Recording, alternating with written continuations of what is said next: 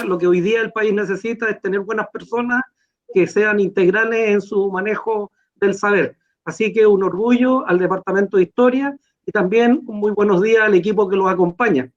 Así que adelante, Sergio. Un orgullo. Abrazos. Sí. Gracias, don Víctor. Ministro, muy buenos días. Tal como don Víctor, va el agradecimiento por aceptar esta invitación que se le hizo como departamento, porque creo que es fundamental que nos vamos nutriendo de distintas miradas, sobre todo en el ámbito de la economía. Bien. Y además también de personas, ¿no es cierto?, como usted, que tienen un cargo muy potente en el país y que está tomando decisiones que son fundamentales para todos nosotros, ¿no? Yo igual no quiero dedicar un poquito más de tiempo en esta parte, y quiero citar una frase que usted dijo hace un tiempo atrás, y es, creo, la base de la idea de nuestro departamento. En tiempos de incertidumbre, el activo más valioso es el pensamiento crítico, y bajo el ámbito educativo adquiere mucho más valor. Así que, ministro, le doy ya la palabra para que pueda estar con nuestros alumnos. Bien, bueno, muchas gracias, rector, don Sergio, Claudia. Primero agradecerle a usted por la invitación. La verdad es que es una invitación súper original, que yo acepto con mucha alegría, porque además me saca del día a día. Quiero saludar además y felicitar a los alumnos que están acá. Veo en la pantalla a Felipe, a Raimundo, a José Lebor, me imagino que hay muchos más. Y felicitarlos porque son tiempos difíciles, y ponerle el hombro a la educación, que es lo que están haciendo ustedes aquí, tratando de dar una visión más general, más omnicomprensiva. Creo que es lo que hay que hacer. Es muy importante lo que dice el rector, lo que decía Sergio, de entender la educación como una cuestión integral y no una suma de parcialidades donde la historia es una cosa, la matemática es otra, la humanidad es otra. No es así. Esto es un todo que conversa, y en ese sentido valorar y refrendar el llamado a que ustedes, alumnos, sobre todo de tercero, cuarto medio,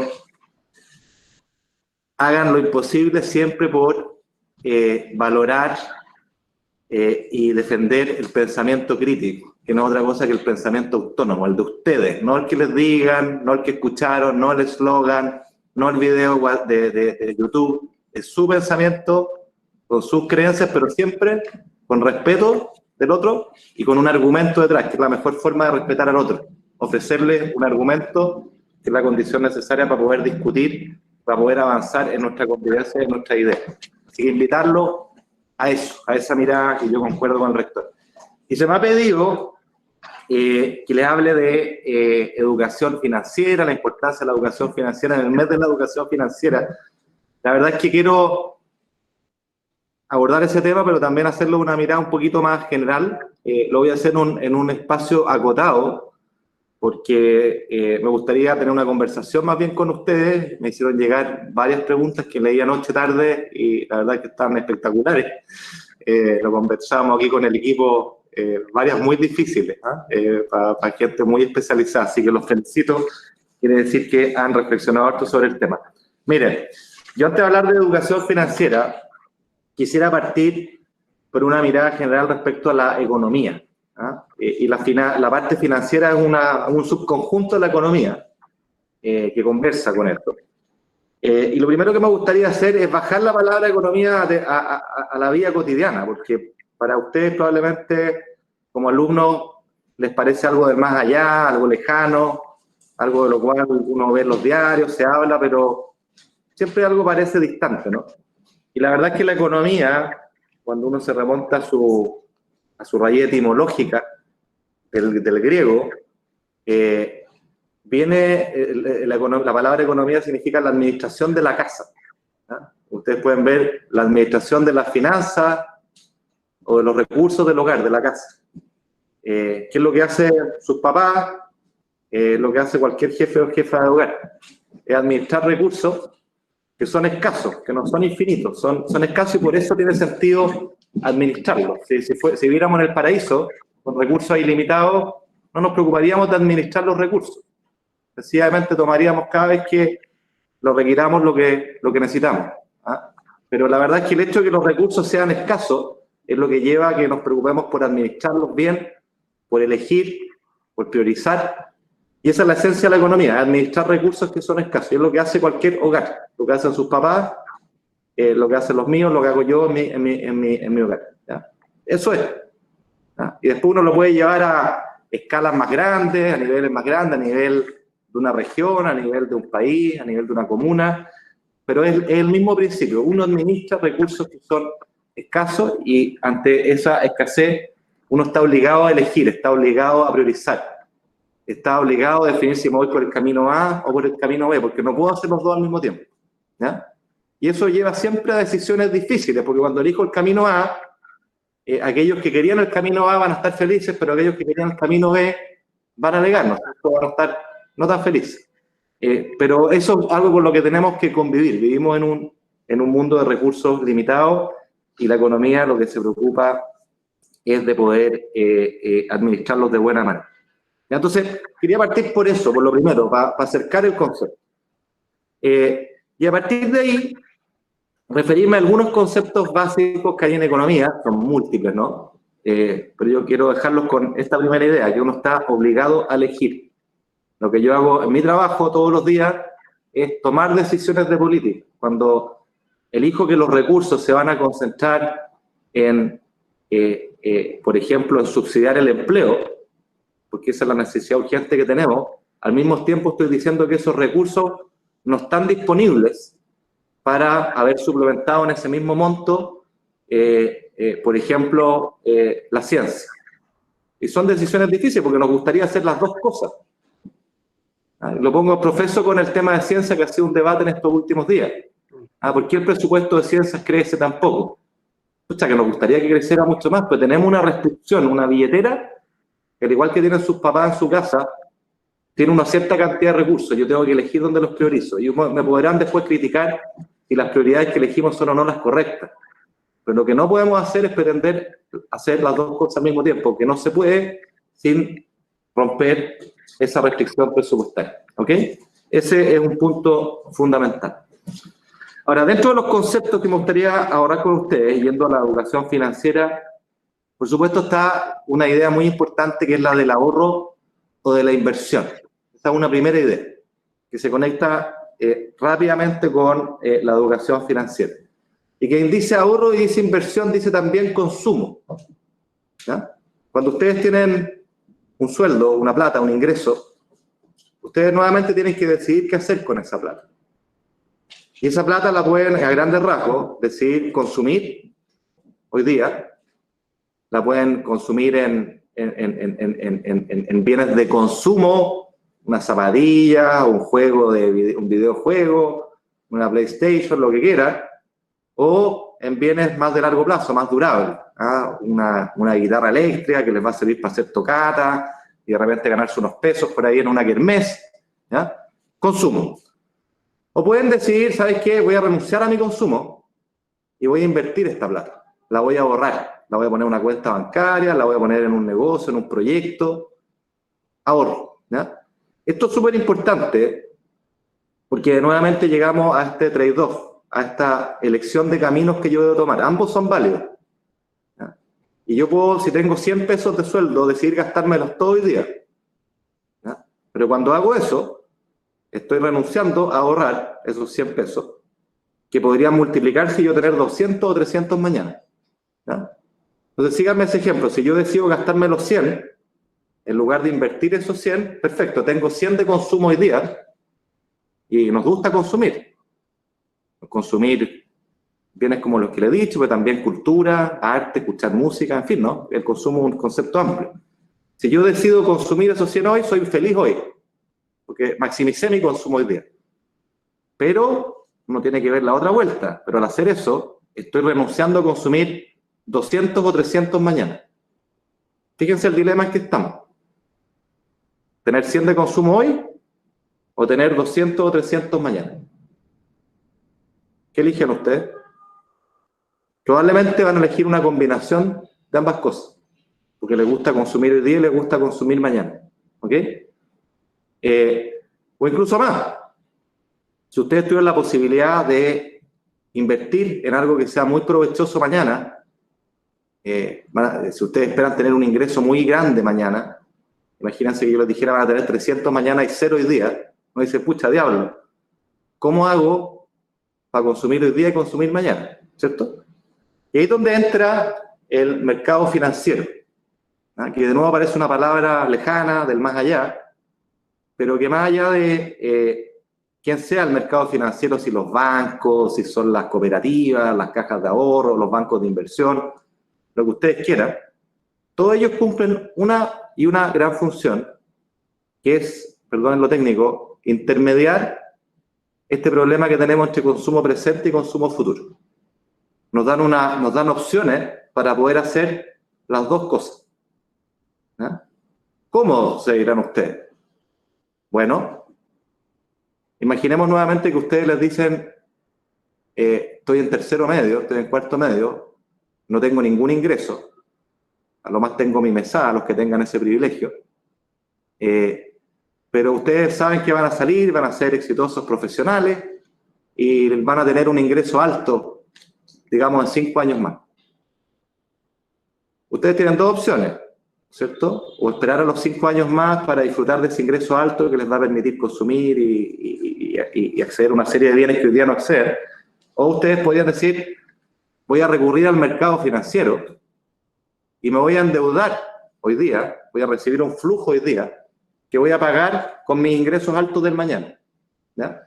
Y eso les permite, por ejemplo, hoy día darse un viaje, comprarse un buen libro, algo que no podrían hacer con sus ingresos corrientes porque no los tienen, pero ustedes sí saben que mañana van a tener unos buenos ingresos. Entonces, ¿qué es lo que hace el mercado financiero en este ejemplo que les estoy dando? Les permite consumir hoy y consumir mañana. Si no existiera el mercado financiero, si no existiera esa posibilidad de adelantar, por así decirlo, ese ingreso que ustedes van a tener mañana, no podrían consumir ese viaje hoy día o ese buen libro que quieren comprar. ¿Se entiende? Pensémoslo ahora al revés, pensémoslo en un emprendimiento. Lo que le pasa a cualquier emprendedor, y probablemente muchos de ustedes lo sean en algún grado, hayan tenido algún negocio, alguna idea, es que tienen más ideas que plata, ¿no? Tienen una buena idea, pero no tienen el capital detrás para poder partir, para abrir el local, para pagar la patente, para comprar los insumos, lo que fuera, ¿ya? Entonces ahí, imagínense en un mundo sin mercado financiero, ¿qué es lo que pasa? Claro, si sus papás fueran ricos, no tienen ningún problema porque su papá pasa a ser el banco. Pues la mayoría de las personas no tienen papás ricos, y de hecho los emprendedores, la mayoría de los emprendedores no tienen esa fortuna. Entonces, ¿cuáles son las opciones para el emprendedor? Juntar plata durante años hasta tener lo suficiente como para poder lanzar su negocio y desplegar su idea, o bien ir al mercado financiero y decirle, mire, sabe que tengo este buen negocio, este negocio yo espero que me genere esta utilidad, estos ingresos, pero no tengo ni uno hoy día para poder empezar. Entonces, ¿qué es lo que hace un banco? ¿Qué es lo que hace un intermediario financiero? Les va a prestar esa plata, se las va a adelantar y ustedes se la van a devolver de nuevo con su flujo futuro. Vean la importancia que tiene ese pequeño cambio, ese pequeño intermediario financiero en esta historia. Es lo que les permite a ustedes hoy día desplegar su proyecto, su emprendimiento, y no tener que esperar 4 o 5 años hasta que ustedes hayan acumulado esa plata. Déjenme darles un tercer ejemplo, a riesgo de ser la tele. Cuando ustedes van a comprar una casa para cualquier familia es el principal activo, la principal inversión que hacen en su vida. Mucha plata. Nadie o muy pocos pueden pagar una casa al contado, ¿no es cierto? Y esa es la razón por la cual uno la paga durante hartos años, 20, 30 años, con un dividendo hipotecario todos los meses. Imagínense por un segundo que la opción de tener un dividendo hipotecario no existiera, porque no existe ningún banco que lo dé o ninguna institución financiera que lo dé. Nuevamente volvemos al ejemplo del emprendimiento. Para yo poder acceder a la casa tengo solo 2 posibilidades. O ser muy rico, o que mi papá lo sea y me pase la plata. O tener que esperar y ahorrar yo mismo durante largos años hasta juntar esa plata que me permita comprarlo al contado. Eso no tiene mucho sentido, ¿no es cierto? A nosotros nos gustaría poder disfrutar de mi casa hoy día e ir pagándola a lo largo del tiempo. Eso es lo que permite el intermediario financiero, en este caso, un crédito hipotecario. Y pongo este ejemplo a propósito, y me permite hacer un contraste entre dos países. En Chile la industria de los créditos hipotecarios está muy bien desarrollada, por razones que podemos discutir después, y con tasas bien bajas. O sea, hay plazos largos, 30 años, y las tasas de interés que ustedes pagan, los padres pagan, son bajas comparativamente hablando. Eso le permite a muchas personas acceder a la casa propia dependiendo de sus posibilidades, naturalmente, ¿no? En países como Brasil, tengo varios amigos que ha pasado esto, la mayoría de la gente arrienda y no es propietaria de su casa, porque allá no existe un mercado bien desarrollado de crédito hipotecario que les permita precisamente esto, pagar su casa en cuotas durante 20 o 30 años. Entonces, las personas que pueden comprarse una casa o un departamento son ¿quiénes? Aquellos que o son ricos o han ahorrado durante largos años para poder comprar la casa al contado. Eso no tiene mucho sentido, no tiene sentido esperar 10 años, 20 años para juntar la plata y comprársela al contado, si es que yo puedo disfrutar de esa casa hoy día pagándola en cómodas cuotas. Esa es la idea, ¿no? Ahora, me voy alargando y me voy alargando, déjenme 3 minutos, 5 minutos más. Quisiera comentarles de un segundo concepto bien importante asociado al mercado financiero, que tiene que ver con la tasa de interés. Ustedes lo han escuchado hablar, la tasa de interés es como el sobrecargo, es la remuneración que yo voy a tener que pagarle al intermediario por la plata que me está prestando, ¿ya? Y esto nuevamente tiene un sentido, ¿ya? La tasa de interés. Imagínense que ustedes son el banco. Ustedes tienen plata que les sobra. Les sobra en el sentido que no la quieren consumir hoy día, la tienen disponible para pasársela a otra persona que quisiera consumirla o quisiera invertirla. ¿Ok? Cuando ustedes son dueños de esa plata, aunque sean dueños de esa plata, para ustedes no tiene costo cero. ¿Por qué? Porque podrían invertirla en algún negocio que les renta, o podrían invertirla en el banco y recibir un cierto pago por eso. ¿Correcto? En consecuencia, si ustedes prestan ese dinero a un amigo, es natural que haya una tasa de interés o un cobro implícito detrás de esa plata. Es como un precio de arrendamiento de esa plata. Porque ustedes le prestan 100 y esa persona les va a tener que devolver los mismos 100 más un 5%, digamos. ¿Ya? Esos 5 es el costo de oportunidad o el costo de arrendamiento de yo haber renunciado temporalmente a esos recursos y pasárselos a alguien que estuvo dispuesto a pagar esa tasa de 5% porque estimamos que valoraba más que en 5% esos recursos, ¿ya? Entonces la tasa de interés juega un rol crucial en el mercado financiero, ¿ya? Es el precio de cambiar el dinero desde hoy día a mañana o desde mañana a hoy día. Esta ecuación en el tiempo que estábamos haciendo entre consumo presente o consumo futuro, ¿ya? El valor de hacer ese arbitraje entre presente y futuro es la tasa de interés, ¿ok? A grandes rasgos. La tasa de interés, y esta es una precisión importante, ustedes lo habrán visto, podemos medirla en lo que se llama tasa de interés simple o tasa de interés compuesta. ¿Qué quiere decir que sea simple? Un ejemplo trivial.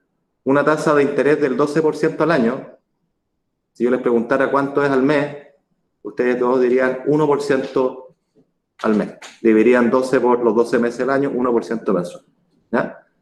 Pero estrictamente hablando, esa tasa es menor que 1% mensual. Porque cuando ustedes hacen el ejercicio de poner 100 pesos al 1% mensual durante 12 meses, van a tener el primer mes 101, al segundo mes ya no van a invertir esos 100, van a invertir esos 101 que gana un 1%, por lo tanto al segundo mes van a tener 102, algo, y así, al final del año se van a encontrar con más de 112, ¿ya?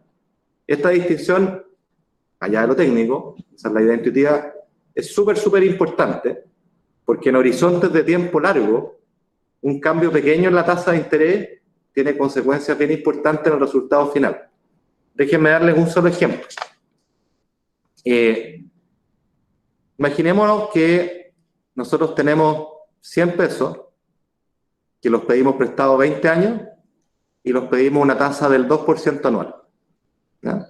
Ustedes hacen el cálculo al cabo de 20 años van a tener que haber devuelto 150 pesos, los 100 que me prestaron y 50 de interés acumulado en esos 20 años. ¿Ya? Supongamos ahora que la tasa de interés no es 2, sino que es 4%. Uno diría, entonces voy a tener que haber devuelto el doble. Si antes eran 150, ahora son 300. Pero no, van a haber devuelto mucho más que el doble, van a haber devuelto 330. ¿Por qué? Porque la tasa de interés se va componiendo en el tiempo. ¿Ya? Y esto ustedes lo pueden llevar a esta misma aplicación a por qué es tan importante la diferencia entre que un país como el nuestro crezca al 2% al año o que crezca al 4% al año, porque en horizontes largos de tiempo hace toda la diferencia respecto de si tu ingreso era hoy día 100, mañana es 150 o es 325. Esa es la diferencia. ¿Ya? Entonces, segundo elemento. Termino con un comentario respecto a la inflación, que también es un elemento crucial en la discusión de esta intermediación financiera o cómo yo arbitro los flujos entre presente y futuro. ¿Por qué? Porque la inflación, como ustedes saben, mide la capacidad de poder adquisitivo del dinero. ¿Ya? Dicho de otra manera, si yo tengo 100 hoy día, ¿ya? Y lo quiero comparar con tener 100 mañana, una pregunta fundamental que ustedes tienen que hacerse es ¿qué es lo que puedo comprar con esos 100 hoy día y qué es lo que puedo comprar con esos 100 mañana? El dinero es un mero medio, no es un fin. A mí lo que me interesa es la capacidad de compra de ese dinero, de ese sueldo que yo tengo, de ese ingreso que yo recibo. Y en consecuencia la pregunta relevante es ¿cuánto compro con esos 100 hoy y cuánto compro con esos 100 mañana? Supongamos que con esos 100 yo compro un solo producto que vale 100. ¿Ya? Por lo tanto, con esos 100 voy a tener una unidad de producto. Supongamos que mañana ese producto que valía 100 ya no vale 100, vale 200. ¿Correcto?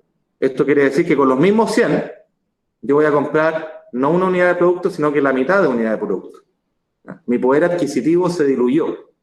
Lo perdí. Soy más pobre, la mitad más pobre, si ustedes quieren, en términos de mi capacidad de compra. Y por eso que la inflación es un elemento central para nuestras vidas, para medir el valor de los sueldos que recibimos, de los ingresos que tenemos, pero también en términos de los mercados financieros.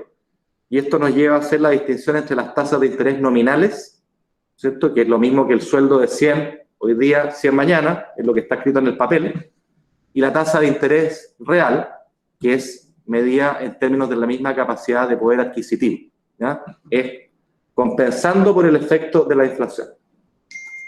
Esta distinción naturalmente es muy importante en países que tienen niveles elevados de inflación, como se comprenderá del ejemplo que acabo de hacer, pero también es importante en el caso chileno, donde la inflación, afortunadamente tenemos un banco central que es autónomo, que ha hecho muy bien la pega, es baja y estable comparada con cualquier país de la región y en el contexto mundial, en torno a un 3% al año. ¿Eh? Pero uno de todas maneras quiere meter ese 3% al año a la hora de evaluar cuál es la tasa de interés que permite intermediar este consumo presente con el consumo futuro, ¿correcto? Ahora, ¿por qué se genera la inflación? Y con esto termino, y con una analogía. La inflación ocurre producto de la ampliación de la cantidad de dinero que hay en la economía. Eso es lo que está detrás de la inflación. Y por eso que los roles de los bancos centrales es tan importante. El Banco Central de Chile, como la mayoría de los bancos centrales autónomos, tienen como misión principal velar porque la inflación sea baja y estable. Velar porque la cantidad de dinero que hay en la economía sea el ajuste necesario para atender a las necesidades de consumo, de inversión que existen, pero sin exacerbar o sin generar presiones inflacionarias. Permítanme ilustrar esto con un ejemplo y ahí sí que termino. Imagínense que yo le doy a Raimundo, le doy 1.000 pesos, o 10.000 pesos, ya, por ser lo más realista, 10.000 pesos, se los regalo y le digo, te los regalo con una sola condición, que tú te los vas a gastar en este negocio que tiene Francisca y donde ella solo vende Coca-Cola, ¿ya? Y en particular hay 10 unidades de Coca-Cola por comprar, ¿Ya? Entonces le estoy diciendo, te regalo estas 10 lucas, pero tú te las gastas en estas 10 unidades de Coca-Cola. Si yo les pregunto a ustedes cuánto vale cada botella de Coca-Cola, en ese caso, todos me van a decir 1.000 pesos, ¿no es cierto? 10 botellas, 10.000 pesos, cada botella valía 10.000. Ahora hagamos el ejercicio adicional, que es mantener las 10 unidades de Coca-Cola, que son las disponibles para ser compradas, pero yo le digo a Raimundo que en lugar de darle 10.000 pesos, le voy a dar 20.000 pesos. Y que se lo gasten estas mismas 10 unidades. ¿Cuánto vale cada unidad de Coca-Cola? En este caso vale 2.000 pesos. Fíjense lo que pasó acá. Yo multipliqué por 2 la cantidad de billetes que le di a Raimundo, pero mantuve fija la cantidad de Coca-Cola. Y por lo tanto esto se tradujo en que el precio de la Coca-Cola se duplicó, igual que la cantidad de billetes. Esta analogía permite capturar buena parte de lo que ocurre en la economía en general, porque ustedes pueden ver que la cantidad de Coca-Cola que hay en una economía es la cantidad de bienes y servicios que la economía es capaz de producir. ¿Ya? Y esa cantidad de bienes y servicios que la economía es capaz de producir no se duplica de un año a otro. Va creciendo en función del emprendimiento, de la innovación, de las mejoras, etcétera, pero está más o menos fija. ¿Ok? Pensémoslo en esos términos, está más o menos fija. Pero lo que en cambio puede no ser fijo, dependiendo de cómo se comporten los bancos centrales, la cantidad de billetes.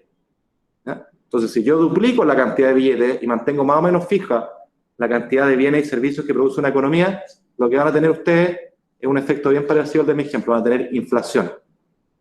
¿Ah? Y una inflación alta. Y esa inflación alta afecta el poder adquisitivo de la familia y eso es muy malo, es un impuesto inflación. Termino acá y vamos a sus preguntas. Gracias por su atención.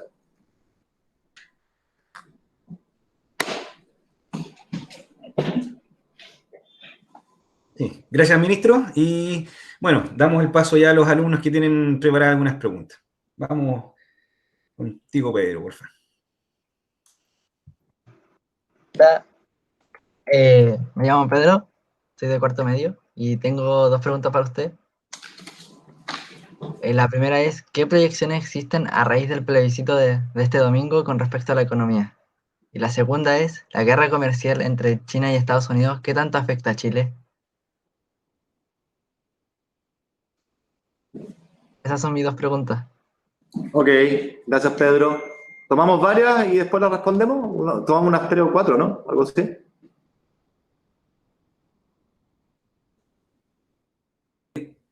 Sí, sí, como le parezca más conveniente. Vamos Sí, entonces a tomamos Vicente. Ya, Vicente, por favor. Sí, buenos días. Yo me llamo Vicente Cortés, soy del tercero medio B del Colegio Inglés. Y básicamente eran dos preguntas, pero la primera ya la respondió con la interesante charla que acaba de dar, que era básicamente el valor de la educación financiera. Entonces voy a pasar a la segunda para que igual haya espacio para las otras personas. Y es que cómo ha sido desempeñar el rol de ministro de Economía durante estos años y los aspectos positivos y negativos que ha tenido. Muchas gracias. Bien. Gracias, Vicente. Sí, Raimundo. Bueno, yo soy Raimundo Santoverde de tercero medio y mi pregunta es, en realidad, que acorde con el endeudamiento que ha tenido Chile dentro de los últimos 6 años, si no me equivoco, ¿cómo afectará este al crecimiento económico y a la calidad de vida en los próximos 20 años, por ejemplo? Gracias. Gracias. Buenos días, soy Nicolás Moraga del tercero medio B y tengo dos preguntas, ¿qué es la deuda pública? Y también la otra es, ¿para qué se utilizan los recursos del presupuesto? Gracias. Gracias, Nicolás. Ministro, buen día. Voy a leer yo dos preguntas que hizo un alumno de cuarto medio que ahora no está acá, que es José Antonio Pérez. Y la primera dice, ¿qué porcentaje de la tributación del país alcanza la elusión, como por ejemplo de Multirut, el sistema de la tributación de la agricultura que es aparentemente anacrónico, ya que ellos usan renta presunta, lo que permite minimizar las utilidades y aumentar los costos? ¿Qué mecanismos tiene el gobierno para disminuirlo y si el actual gobierno tiene pensado en reducirlo? Y la última, dice, ¿No sería mejor que dentro de las leyes sociales se incorporara la asignación de transporte, de tal manera que se financiara de esa manera el transporte público de Chile, especialmente el de Transantiago? Ya, yo creo que podemos responder algunas para que no sean tan difíciles además, para que no se acumulen tanto. A ver, voy a ir en orden de cómo se hicieron las preguntas. Pedro preguntaba por el plebiscito, su resultado y el impacto en la economía. Pucha, es súper difícil especular, ¿no? Es muy difícil especular. Déjame tratar de responderlo de la siguiente manera, en línea con de lo que hablamos delante. Uno de los elementos fundamentales para el crecimiento de un país, cualquiera sea tiene que ver con esta ecuación que yo les decía de cuánto consumo y cuánto invierto. La inversión es condición necesaria para el crecimiento. Esta renuncia al consumo presente es condición necesaria para el crecimiento futuro. Ya lo decía Adam Smith, ¿no es cierto?, hace más de 200 años. Y la intuición es muy simple. Cuando yo renuncio a consumir algo y en cambio lo invierto, lo que estoy haciendo es plantar la semilla para que eso que estoy haciendo hoy día se multiplique y entregue frutos mañana. Piénsenlo en un huerto, ¿no? Es la diferencia entre comerse todo hoy día y en cambio dejar una parte y plantar para tener más producción, más frutales mañana. Esto es lo mismo en una panadería. Si yo me consumo todo mi ingreso en lugar de invertir en máquinas o abrir una segunda panadería, estoy renunciando a tener más producción mañana. ¿Okay? Estas decisiones de inversión muchas veces son de largo plazo, ¿ya? Y requieren señales de cuáles son las reglas del juego de largo plazo. Son muy importantes conocer cuáles son las reglas del juego, en cualquier juego que uno juegue, y particularmente lo relacionado a la inversión, y sobre todo cuando es de largo plazo. Entonces, el tema constitucional y el plebiscito, por supuesto que abre incertidumbre, por ejemplo, en caso de que gane la opción apruebo. Muchos han planteado que abre incertidumbre porque vamos a estar discutiendo durante 2 años las grandes reglas, ¿cierto?, que nos rigen en nuestro relacionamiento como sociedad. Los grandes principios, los grandes valores. La libertad, ¿cierto?, los derechos civiles, políticos, el sistema de gobierno, el rol de la propiedad privada. En fin, son el gran rayado de cancha. Y obviamente cuando uno discute eso hay incertidumbre. Pero por otro lado, esto es un poco el mensaje que quiero dar y ustedes sacarán su propia conclusión. Por otro lado, si uno es capaz de dibujar un rayado de cancha, que se llama Constitución, en caso de que gane la opción apruebo, y que entiende que las constituciones, a diferencia de las leyes, están hechas para duran 4 décadas, 5 décadas, hay países incluso como Estados Unidos que tienen la misma constitución, si bien le han hecho varias enmiendas, pero son reglas institucionales que duran en el tiempo. ¿Ya? Y al durar en el tiempo, esa incertidumbre de corto plazo se puede transformar en una certeza de largo plazo, que es algo muy valioso para estas decisiones de inversión y de crecimiento futuro que yo les mencionaba. La ley, en cambio, donde se define el día a día, la política pública, si este bono, si el presupuesto, ¿no es cierto?, se define todos los años, va cambiando, es más dinámica, es por mayoría simple, ¿ya? Entonces, mi aproximación a tu pregunta sería esa. No tengo una respuesta obvia, no tengo una bola de cristal, pero sí podría decir que tener una nueva constitución, obviamente, va a introducir incertidumbres de corto plazo, pero uno gana también una certeza de largo plazo que es valiosa para el crecimiento. Guerra comercial, China-Estados Unidos, bueno, para un país como Chile, que es pequeño, que es abierto al mundo, esto es muy importante, porque cuando ustedes tienen una guerra comercial entre 2 gigantes, como Estados Unidos y Estados Unidos, esa guerra ¿en qué se traduce? En que en lugar de tener un libre tránsito de los bienes y servicios, yo le voy poniendo ahí impuestos, le voy poniendo aranceles, ¿ya? Entonces los chinos van a decir, oye, no, yo a tus computadores y a tu software les voy a poner un impuesto del 10%, en circunstancias que antes era 0, y los norteamericanos a su vez van a tomar represalias y van a decir, entonces si tú haces eso, yo también le voy a poner un 10% a tus teléfonos Huawei.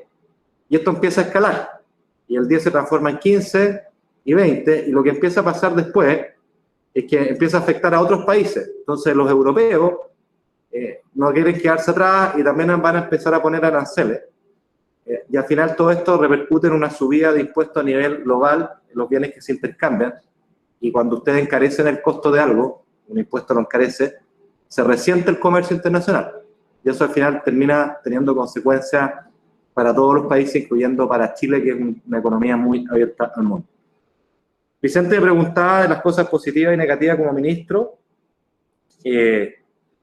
Lo más positivo, creo yo, al menos desde mi perspectiva personal, es sentir que uno está contribuyendo al país, haciendo su máximo esfuerzo para aportar en un momento ultra difícil, probablemente el más difícil que nos ha tocado en los últimos 100 años, con un montón de demandas, con un montón de necesidades, con un montón de dolores,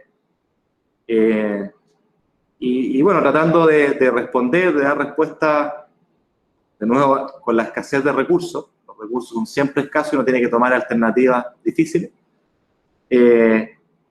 y con una responsabilidad muy grande, en particular respecto al empleo. Hay cientos de miles de chilenos que han perdido su pega, sus ingresos.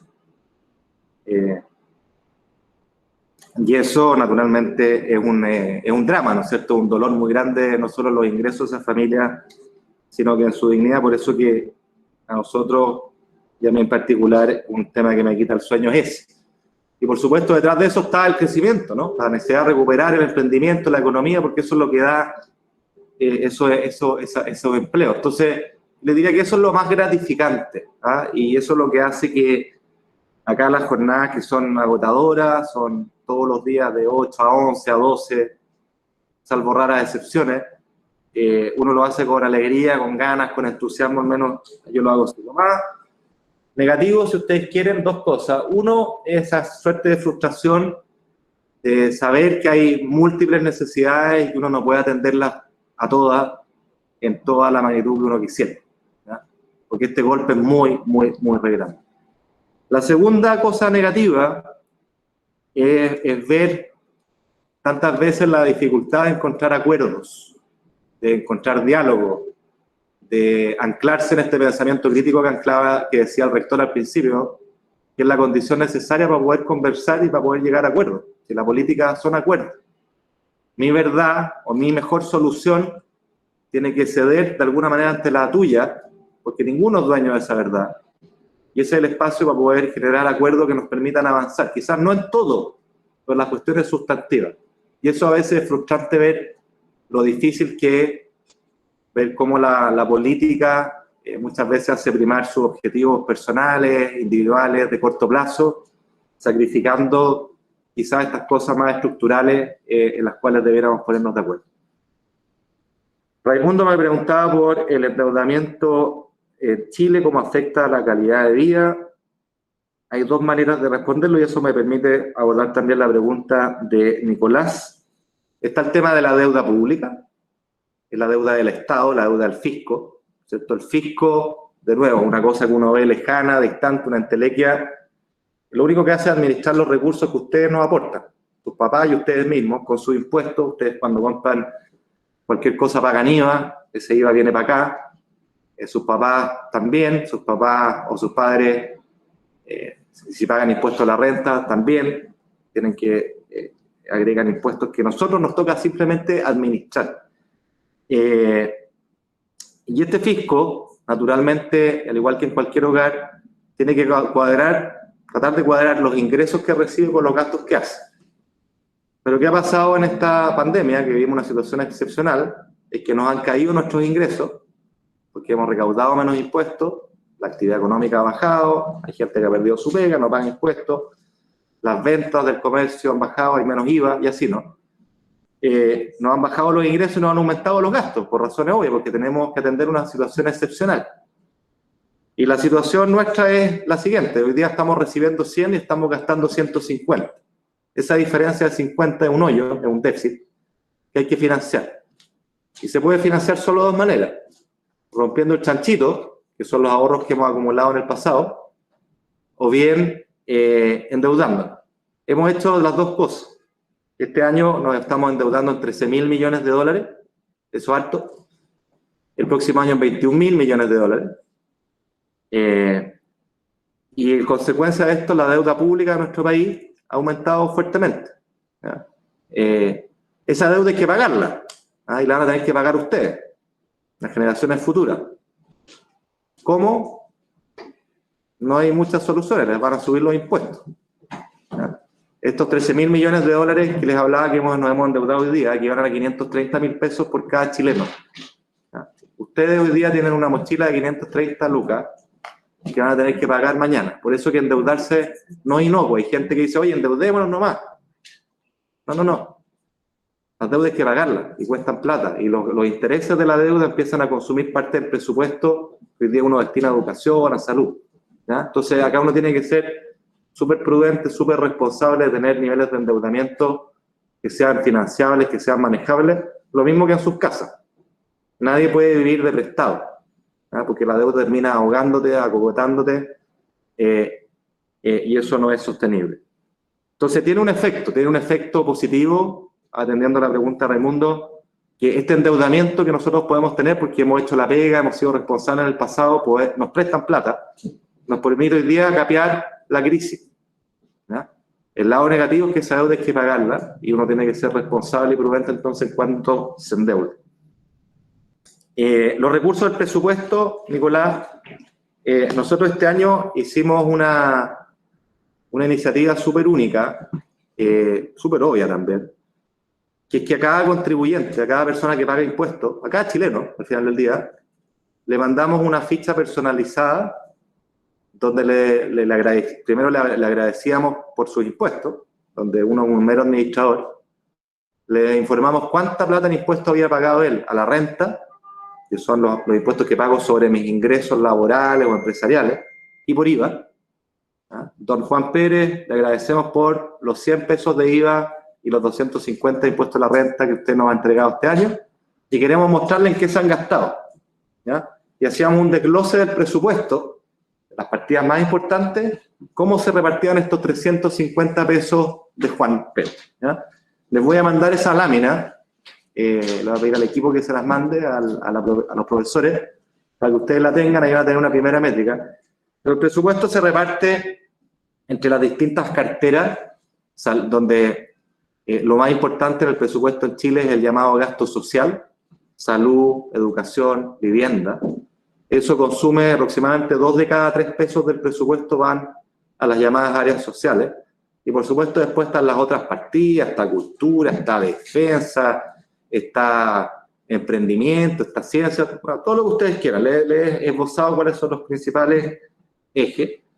Y una de las cosas que estamos haciendo este año, tratando de hacer este año en la discusión de presupuesto que estamos ahora en el Congreso y que nos queda hasta el 30 de noviembre para aprobar el presupuesto, es ante la necesidad, ante las nuevas prioridades que tenemos como país, sanitaria, de invertir en obras públicas, en vivienda para recuperar la economía, en cultura, en otras cosas, en la PYME, nosotros tratamos de reasignar el presupuesto. ¿Qué es lo que significa esto? Ni más ni menos que lo que hace cualquier familia en su casa. Donde cuando yo tengo 100 de presupuesto, si mi contexto cambia, si mis condiciones cambian, yo voy a cambiar las prioridades, obvio, ¿no? Eso es lo que hacemos todo el rato. Pero el Estado lo hace súper poco. Cuando nosotros miramos para atrás el presupuesto y vemos cómo se reparte la torta año tras año, lo que vemos es que se reparte más o menos igual. Le doy un poquito por acá, le quito otro poquito por allá, pero la foto es la misma, la torta va creciendo, pero la participación de las distintas partidas en el presupuesto es la misma, y eso no tiene ningún sentido, ninguno. ¿Ya? Entonces este año nosotros estamos sobreinvirtiendo en obras públicas, en vivienda, que son inversiones que generan empleo, estamos invirtiendo recursos en subsidiar el empleo, estamos invirtiendo recursos en salud, y todo esto a través de reasignar gastos desde un lado a otro, porque recuerden que acá la restricción presupuestaria, estos recursos limitados, es una condición que nos acompaña siempre. Entonces, con este número, yo lo estoy distribuyendo de manera distinta para sobreinvertir en aquellas prioridades que son más necesarias. Termino con la pregunta que hacía la profesora respecto a la elusión y las exenciones. que es una muy buena pregunta, no sé qué alumno la hizo, pero es una muy buena pregunta. Esto tiene que ver con el sistema tributario. El sistema tributario son los impuestos, recaudamos impuestos. ¿Ya? Y una cosa, nuevamente, es cuál es la tasa como de carátula, de papel. Uno diga, oye, el IVA 19%, la tasa marginal de impuestos a las personas es 40%, la tasa de impuesto corporativo es 25% para la pyme, 27% para las empresas más grandes. Eso es lo que está en el papel. Pero una pregunta distinta es cuánto recaudo yo dado esa tasa en el papel. Y eso nos lleva directo a las dos cosas que correctamente plantea este alumno a través de la profesora. Una de las cosas que hacen bajar la recaudación, dada la tasa que está en el papel, son las exenciones tributarias. ¿Qué es lo que son las exenciones? Son tratamientos diferenciados, en el cual a cierto sector, a cierto tipo de empresa, a cierta área, yo le digo, mire, la regla general del IVA para todo es 19%, pero para usted es 0, o es 10%, o es lo que sea. Usted tiene un tratamiento distinto, privilegiado. O cuando le digo a todas las empresas, usted paga un 25% de impuestos por la utilidad que genere, pero aquellas empresas que están ubicadas en una zona franca, le digo, no, pero usted me va a pagar 0, no se preocupe. Eso es una exención. O, como preguntaba el alumno, cuando a la mayoría de los negocios le digo, usted me va a pagar por las utilidades efectivas que generó. Si usted ganó 100, paga por 100, si ganó 200, paga por 200, y si ganó 1000, me paga por los 1000. Hay ciertos sectores que tienen el privilegio de pagar por una renta presunta, una renta que se presume. ¿Ya? Entonces, que se presuma la renta, quiere decir que se presume que es 100, por ejemplo. Pero esa persona o esa empresa va a pagar 100 independiente si ganó 100, si ganó 200, si ganó 1000, en el ejemplo. ¿Ya? Entonces, pasa también a ser un privilegio, que si ganó 1000 y me paga 100, bueno, hace bajar la tasa promedio que pagó y hace bajar la recaudación. Entonces, esa es una vía. La otra son la evasión tributaria, que es un delito. No pagar los impuestos, no cumplir con su obligación, como empresa, como ciudadano. ¿Ya? Y sabemos que hay evasión en el IVA, cuando no sea boleta, eso es evasión. Cuando ustedes van a comprar y le digan, oye, ¿quiere boleta o no quiere boleta? ¿Cuántos nos han hecho esa pregunta? Tienen que decir siempre, quiero boleta, es mi obligación y es su obligación dármela. Esa plata es plata para todos los chilenos, para financiar las necesidades que tenemos. O cuando van a un restaurante y les preguntan boleta o factura. Naturalmente, si ustedes van con sus papás a un restaurante, la respuesta inequívoca debería ser boleta, porque no están en un negocio, no están en una actividad de la empresa, ¿ah? O en el supermercado, y así, ¿no? Entonces, hay muchas vías en las cuales se va a dar impuestos y por lo tanto eso baja la recaudación, y al final tiene una consecuencia que es bien importante. Si yo tengo la mitad de las, voy a hacerlo crudo, ¿eh? Si tengo la mitad de las personas que pagan impuestos y la otra mitad que no paga, lo que va a ocurrir es que esta tasa nominal en el papel que yo les decía al principio va a ser más alta. Para una cierta recaudación va a ser más alta. Lo que va a pasar es que hay un grupo que va a pagar una tasa súper alta y otro grupo que porque está exento, porque evade, no paga nada. Uno podría tener una tasa mucho más baja, recaudando lo mismo, si es que todos pagaran. Eso es justicia, ¿no? Entonces, esa es parte de la respuesta y nosotros como ministerio, y de hecho ahora tengo que dejarlo porque voy a entrar en un Zoom precisamente para el lanzamiento de una comisión asesora que he convocado. Nos convocamos como Ministerio de Hacienda que nos va a asesorar precisamente en definir una hoja de ruta tributaria y la primera pega que tienen es mirar estas exenciones, ver si se justifican o no, cuánta plata es, y avanzar, en caso que no se justifiquen, en eliminarlas o reducirlas y por esa vía avanzar en emparejar la cancha que nos permite tener menos tasas con mayor recaudación. Así que los tengo que dejar. Yo les agradezco sinceramente la oportunidad, me ha hecho volver a mis viejos tiempos en la universidad donde hacía clases, me encanta. Y felicitar nuevamente al rector, a los profesores, de verdad con mucho sentimiento por esta iniciativa. Habla bien del espíritu del colegio, del espíritu de los alumnos que están aquí, y empujarlos a darle con todo para seguir adelante, ¿ah? Y para que sean alumnos y ciudadanos compenetrados con lo que pasa en su país, y para eso vuelvo a retomar lo que decía el rector, ¿ah? Pensamiento crítico. Ustedes, y no lo que les digan, ustedes con un argumento y no repitiendo consignas vacías. cualquiera sea la postura que tenga. No hay aquí una postura que sea mejor o peor, simplemente tiene que ser la propia y tiene que estar fundamentada. Bien, ministro, muchas gracias por darnos su escaso tiempo. Y creo, ¿no es cierto?, representar acá la mirada de nuestros alumnos respecto entonces a habernos aportado su conocimiento y también parte de lo que es su trabajo cotidiano. Creo que nos van a sacar una fotografía, Claudia. Sí, ¿Me decías? parece. Ya, entonces ahí nos preparamos para la fotografía antes ya de darle la despedida final al ministro. Sí. Para que salgan todos. Sonrían. Sonrían. Ya. Ahí con la mano en alto, algo así como saludo. Ah, ya, sí. Eso. Ya. Buena, ya. Mucho éxito, fuerza. Bendiciones, ministro, que le vaya bien, agradecimientos fraternales. Gracias. Yo le agradezco a usted, alumno, por el empuje. Chao. Gracias, Chao. chao. Chao. Gracias, ministro. Felicitaciones, Claudia, Sergio, buen trabajo están haciendo, a continuar. Y recuerden, jóvenes, tercero, cuarto medio, el plan diferenciado del colegio es potente, ¿ah?